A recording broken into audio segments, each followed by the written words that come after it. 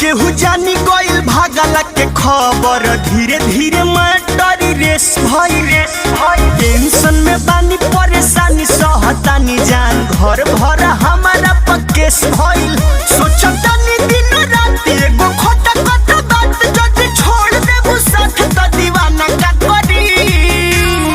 देखो क्या? मैं तुझको साफ साफ बोल रहा हूँ। हाँ। वीडियो भी बना रहा हूँ। हाँ। ड्राइवर साहब भी है और ये भाई साहब भी हैं। हम तुमको भगा कर लाए हैं जी। तू मुझे भगा कर नहीं लाया है, समझा ना। हम तुमको भगा कर लाए तो उसमें क्या बुराई है। तारा संग है बानी हम पुलिस थाना का करी बानी दोनों जाना राजी तो जमाना का करी बाड़ा दोनों जाना राजी तो जमाना का करी बाड़ा दोनों जाना राजी तो जमाना का करी। आप भी लोग बताइए।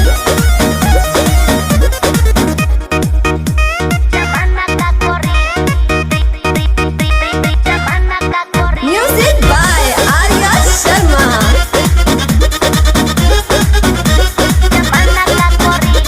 भागल जाए संगे रहे हमरे विचार हो तारा से ढेरे जानू करी तो से प्यार हो कुल ही गलती हम ही जाना पहले बानी इहे बोले मला बोलबा तू ना हम तोहरा के भगैनी कीड नई पिंक के कोले मला बोलबा इधर इला के बाद हमर तू ही दिहला टूट जाई बड़े हाथ दवा खाना का करी कुकुर नियन जो तड़सा। देखो तो तुम्हारे घर वाला मेरे पे केस कर रहा है। तो आप क्यों टेंशन ले रहे हैं? हम लोग भी उल्टा केस कर देंगे, समझे ना। केस कर रहा है तो करने दीजिए। तारा संगे बानी हम पुलिस थाना का करी बानी दोनों जाना राजी तो जमाना का करी बाड़ा दोनों जाना राजी तो जमाना का करी बाड़ा दोनों जाना राजी तो जमाना का करी।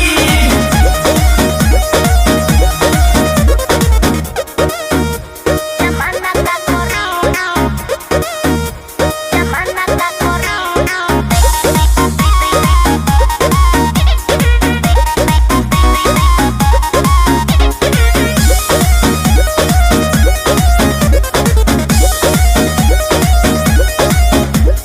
तोहरे संगे रह करब तोहरे से बियाह हो गोलू बिशुनपुरी बाटे इहे एगो राह हो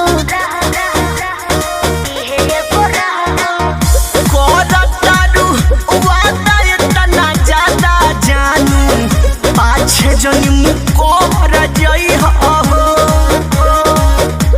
दीह गवाही हम तोहरे हई छोड़ के जनी घर जई हो जब साथ जाई छुट्टी सभे लोग मजा लुटी संगे रहबू तो दुनिया के तना का करी। देखो फिर से बोल रहा हूँ अगर घर चलना है तो यहाँ से रिटर्न और सीधा घर। तो घर जाने के लिए आई हूँ, बताइए। तारा संगे बानी हम पुलिस थाना का करी बानी दोनों जाना राजी तो जमाना का करी बाड़ा दोनों जाना राजी तो जमाना का करी बाड़ा दोनों जाना राजी तो जमाना का करी। जमाना का करी तारा संगे बानी हम